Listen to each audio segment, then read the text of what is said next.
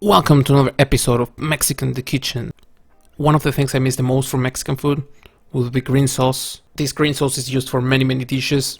You always have the choice of green or red sauce. We cannot make it here because you rarely find tomatillos. When you find them, they will be canned. Maybe they're a bit pricey. It's not so usual to come across them. So I'm gonna use this sauce.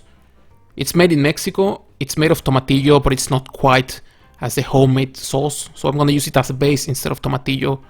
I'm gonna use green chilies. You can use jalapeno, you can use any kind of chili you want. Make sure it's fresh. I'm gonna use this I found from a Middle Eastern market. And the usual coriander and onion. I have some water boiling already. It's on a 3 or 4 out of 6 on the stove, so medium fire. There's some salt in there. And I'm gonna put my chicken breast in there. Chicken breast works better for this. You can also use any part of the chicken. You can add some onion, maybe half a tomato, have some more greasy parts of the chicken and make a nice chicken soup. I'm using about half a kilo of chicken and I'm gonna boil it for 40 minutes. After 40 minutes our chicken should be ready.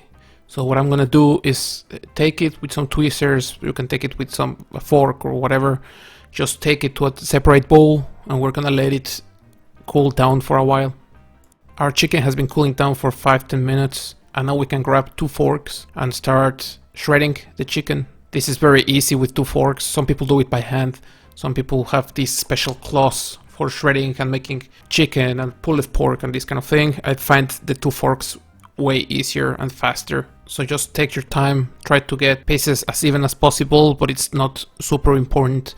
At the end, just do it the way you like it. If it's smaller, if it's bigger, it's up to you. For me, this is the end result. I usually make my own tortillas because of the texture, the flavor, they're just fresher and nicer. But these ones you can find on the shelves in some stores and they're very thin, which is nice. The texture is not the best for making tacos. They have some additives to make it last longer on the shelves, but the flavor is good and they're perfect for either frying or having on the oven. So I'm gonna use this. This is normal canola oil. It's on a 4 out of 6. It's already warm. I've been frying a couple tortillas. That's why it looks like that. But I'm gonna take my tortilla, put it in there. Just move it for a while. It will take just a few seconds. You wanna make sure not to leave it in there for very long, because we're still going to roll them up. So if you fry it for too long, it will get too crispy and you won't be able to do that. So just like that, our tortilla is ready and we can continue frying our tortillas. What I like to do for this is having a metallic strainer on a pot right next to my pan. So I'll just put all the tortillas there. So it's a greasy dish, but I don't want it to be extra greasy. So our tortillas will drip the excess oil. And as you can see, they're a bit harder than usual, but they're still quite flexible. For the sauce, I'm gonna use this green sauce as a base. And again, this is ready. You can use it straight from the jar, but it's not quite the flavor I love. So that's why I'm gonna make these extra steps. So I'll use the 2 jars. I'm adding 1 small onion. I'm adding 4 chilies. But again, if you don't eat too much spicy food, then you can also use maybe 1 jalapeno or half a jalapeno. I'm going to add some coriander. I like it a lot, so I use a lot, but use as much as you want. I'm going to use some of the water where I boiled the chicken. It's basically chicken broth, and I'm gonna use the same amount of it as I used of sauce, so basically 2 jars. I'm seasoning with some salt. Now I'm gonna top all these with 200 grams of cream cheese. We want a very creamy sauce. You can also skip this cream cheese and use some milk, some cream, some creme fraiche, any of these substitutes, but in that case skip some of the chicken broth so you have a creamy sauce. We don't want a watery one. Now we're ready to blend our sauce and I'm gonna blend mine for 1 or 2 minutes. It depends on your blender, but I want a silky smooth sauce. I wanna get rid of as much of the chunks and just big pieces as I can. So just keep it there, be patient, give it some time. Once you have blended, just taste it, make sure there's enough salt. If there's not, then adjust, blend for a few more seconds and your sauce is ready. Now it's time to put our enchiladas together. So I have this tray that can go into the oven, and I'm gonna make a layer with my sauce. Now we just have to roll the tortillas up with the chicken. Just put it in there, roll them up, put them with the closing downwards so they don't get open and all over. And basically you can skip the chicken broth. You can use some milk or almond milk or any of these kind of substitutes, and you can change the chicken for eggs, cheese, tofu, pulled oats, and make this into some vegan or vegetarian option.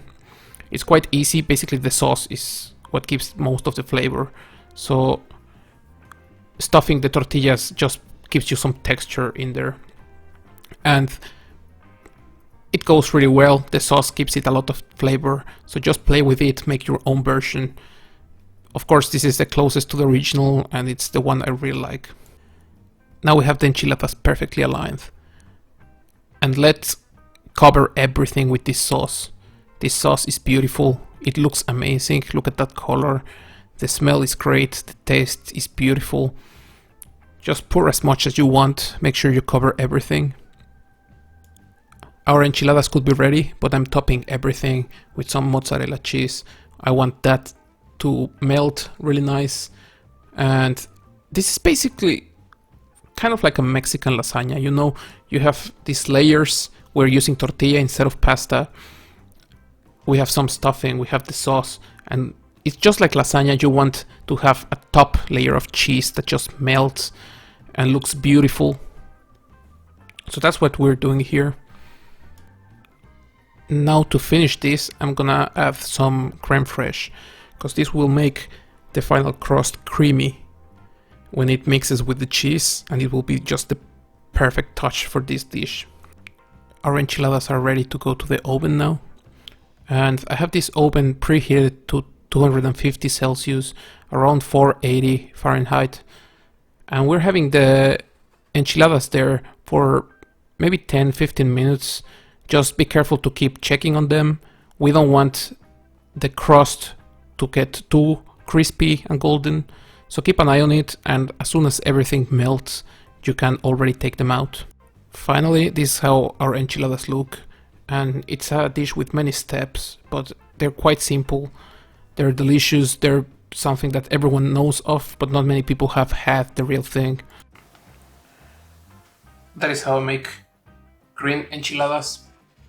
They're really nice, really easy to make. It takes a while, but they're really good. If you have the chance of having fresh tomatillos, they will be amazing. If you have this pre-made green sauce, it's also quite good. You can taste a bit of the difference, but it's very similar. For me, that I cannot get the fresh tomatillo here, I think these are a great alternative. Green sauce is something that you will find in most of the tables in a restaurant. In most homes in Mexico, people always have green sauce. So it's a great option. People know red enchiladas, they're very common, but these ones are a bit more uncommon outside of Mexico. So try it at home. Press like, subscribe, write any comments, questions below, and see you in the next one.